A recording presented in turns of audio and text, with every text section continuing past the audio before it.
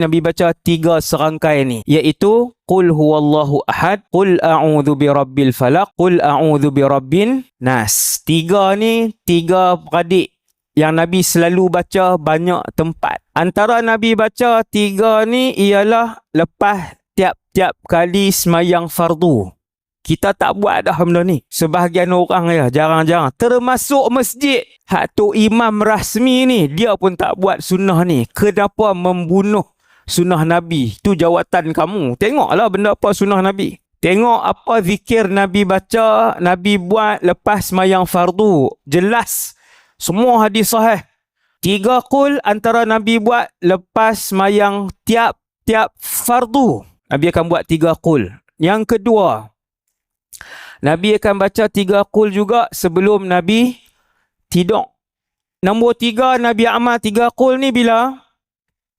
Nabi baca waktu pagi. Ini bukan subuh dah. Nabi baca waktu pagi 3 set, waktu petang 3 set. Faham tak 3 set? Qul huwallah 3 kali, falak 3 kali, an-nas 3 kali. Sagi petang tak kira lah. Start daripada lepas asar. Sampai pukul 5 boleh, 6 boleh, 7 boleh, 7.30 boleh, 8.30, 9, ikutlah 9 suku. Dia boleh belaka. Lepas, kalau hak petang punya. Nabi baca 3 set, 3 qul ni.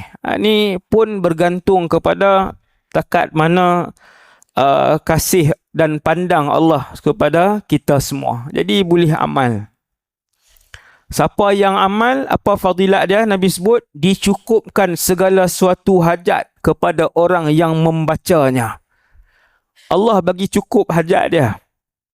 Allah perhabis, bagi jadi benda hak dia nak buat hari tu. Mudah, insya-Allah. Okay, itu 3 qul. Kita baca sekali, kita amal.